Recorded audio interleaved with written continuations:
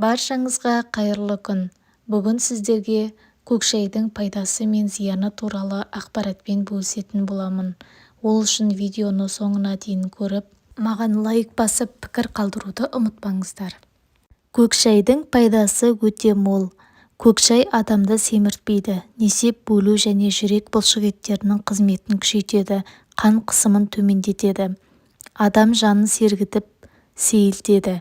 Көк шай жан мен тәнді жадырататын дәруменге бай. Ол жүрек тамыр ауруларына, әсіресе қан тасу мен атеросклероз сырқатын емдеуге шипа. Адамдардың ерте қартаюына, әжімнің ерте түсуіне ағзада дәрумендер мен микроэлементтердің аздығы басты себеп екендігі белгілі. Ал көк шайдың құрамында бұл витаминдер ынталандырушы құрал ретінде емдік мақсатта қолданады. Тұнба құрамында дәрумендер болғандықтан оның алкогольге қарсы күші де бар. Қытай, Жапон елдерінде көк шай жоғары бағаға ие. Американдық зерттеушілер көк шайдың адам терісінің өліп бара жатқан жасушаларын тірілтетінін анықтаған. Көк шайдың құрамында ДНК-ның өзгеруіне, рак ауруына ұшырататын радикалдармен күресуге бейімді болып шықты. Сонымен қатар сау жасушаларды қорғап ісікті жоятын қасиеті де бар. Болашақта ғалымдар көк шайдан диабет пен тері ауруларын емдейтін дәрі алмақшы. Таңертең ащы кофе ішуге үйренгенсіз бе? Оның жүрек пен бауырға зиянды екенін білесіз бе? Егер оны шипалы сусынға ауыстырғыңыз келсе, көк шайды таңдаңыз. Көк шайға 1 бөлік лимон мен шай қасық бал қосыңыз. Адамға мол күш-қуат беретін сусынның дайын болғаны. Көк шай жүйке жүйесін тынықтырады. Ал кейбіреулер оны салмақ тастау үшін де ішеді. Көк шайдың бауырға пайдасы: сусынның тазалағыш қасиеті болғандықтан оны қалыпты нормада ішу бауыр мен өт қабының жұмысына пайдалы болады. Олардың белсенділігін жақсартуға Р және С витаминдері көмектеседі. Бірақ бұл өнімнің құрамында полифенол бар екенін ұмытпаған жөн. Егер көк шайды шамадан тыс ішсеңіз, бұл заттардың көп мөлшері бауырға зиян болуы мүмкін. Бүйрекке көк шай ағзаға пайдалы болу үшін шай жапырақтары дұрыс қайнатып, сусынды дұрыс қолдану керек. Қан тамырларына сусынды дұрыс пайдаланса, жүрек тамыр жүйесінің жағдайы жақсарады.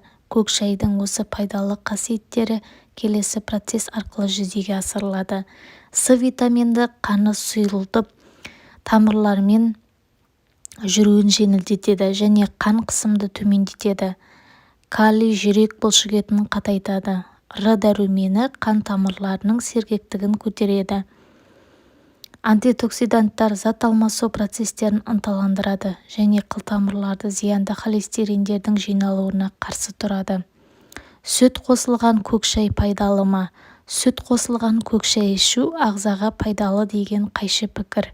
Шайға сүт қосып ішу ағзаға сүттің қоректік заттарын сіңіруге көмектеседі деп саналады. Осындай әдіспен жасалған сусынды орталық жүйке жүйесі жұқарған жағдайда ғана және бала емізетін әйелдерге сүттің шығуын жақсарту үшін ішсе болады. Дегенмен сүт шай антиоксиданттарының жағымды әсерін бейтараптандырады деген пікір де бар. Көк шайды қаншалықты жиі ішуге болады?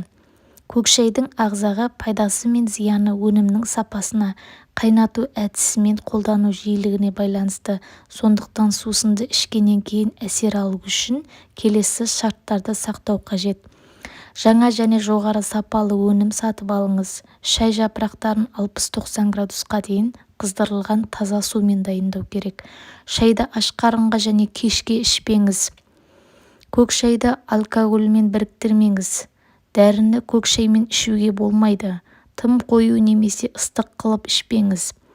Көк шайдың зияны: көк шайды пайдалану қалыпты нормада пайдалы болады. Есіңізде болсын, сусынның қоздырушы әсері бар екенін естен шығармаңыз, және ол жүрек қан тамырлары аурулары кезінде зиян болуы мүмкін. Сондықтан қан қысымын жоғарылатып, жүрек ырғағын өлшеп тұру керек.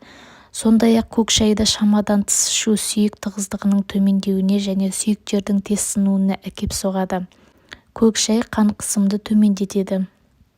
Әсіресе қан қысымы төмен жүкті әйелдерге және семіздіктің алдын алу үшін, арықтау үшін ішіп жүрген әйелдерге, адамдарға, ересектерге мүлдем болмайды. Егер қан қысымыңыз төмен болса, мүлдем қолдануға болмайды. Көк шай тамақты тым тоя жеуге бейім адамдардың тәбетін реттеуге жақсы әсер етеді. Көк шайды тамақтану уақытының арасында ішсе болады. Бұл тәбетті аздап басады. Көптеген адамдар салауатты өмір салтын сақтамайды, дұрыс тамақтанбайды, алкоголь тұтынып, темекі тартады және көк шайды әмбебап дәрі ретінде қарайды. Шын мәнінде бұл олай емес. Көк шай өздігінен пайдалы өнім, бірақ ол барлық артық орын толтырмайды, деп нақтылаған диетолог. Сонымен қатар көк шайдың тағы бір қасиеті. Егер көзіңіздің қырағы еткіңіз келсе, көк шайды күнде ішіңіз, жылыдай көзіңізге тамызыңыз. Ұйқыға жатар алдында көк шайға мақтаны малып алып көзіңізге басыңыз. Көк шай көру қабілетіңізді арттырады, қан тамырларыңызды емдейді. Артықшылықтардан арылтады, ісінгенін басады, жанарыңыздың жасаруын тоқтатады. Ол үшін бір шай қасық көк шайды бір стакан қайнаған суға салып тұндырып қоясыз. Жылыған кезде сүзіп алып ем ретінде қолданасыз. Бұл тұнба әсіресе күн ұзақ компоненттермен жұмыс істеп келген күні керемет көмектеседі. Компьютерден өткен улы заттардың бәрімен көк шай арқылы қоштасыңыз. Көз құрғақтығының алдын алу үшін көк шай пакеттерін бір стакан ыстық суға салып 10-15 минутқа қалдырыңыз. Аздап суығанша күтіңіз. 2 мақтаны көк шайдың ішінен өткізіп қабақтарыңызға қойыңыз. Мұны күніне бірнеше рет қайталауға болады. Сондай-ақ көк шай бетті ылғалдандырады, ағартады. Бетке де керемет пайдасы бар. Клеткаларды ашады, қалып қойған дақтарды бірнеше тонға жояды. Әртүрлі типтегі терілер үшін көк шай маскасы пайдалы. Барлық типтегі бет перісіне қолданыла беретін алғашқы маска шай мен балдан тұрады. Ыстық суға тек қайнап тұрған емес, 5 грамм көк шай жапырағын салып 10-15 минуттай күтеміз. Содан соң ішіндегі қалдығынан суды бөлек алып, 20 грамм балмен араластырып, таза жуылған бет терісіне жағамыз. 10 минуттан соң салқын сумен жуып тастаңыз. Бұл масканы мамандар аптасына 2 рет жасап тұруға кеңес береді.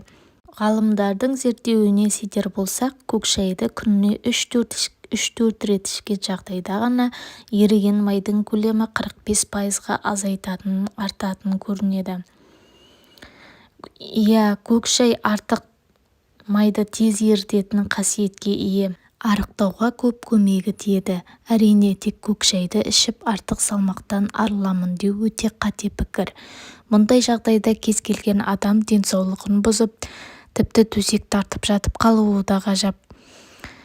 Сондықтан да бүгін біз көк шаймен қалай арықтауға болады, ас мәзіріне қандай тағамдарды қосқан дұрыс және тағы басқа да сұрақтарға жауап іздейтін боламыз.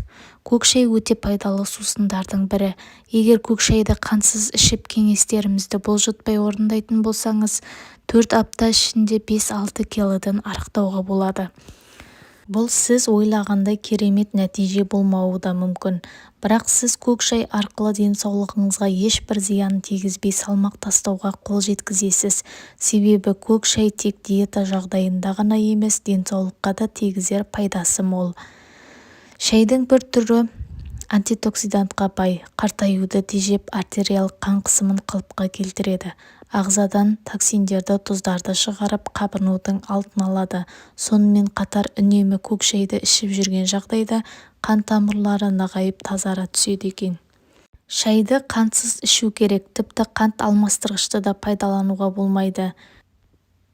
Демделген көк шайдың дәмін кіргізгіңіз келсе, бір тілім лимон, жалбыз немесе кептірілген жидектер салып ішуге ұсынылады. Сондай-ақ арықтауды жылдамдату мақсатында шайға даршын немесе кептірілген зімбір қосыңыз.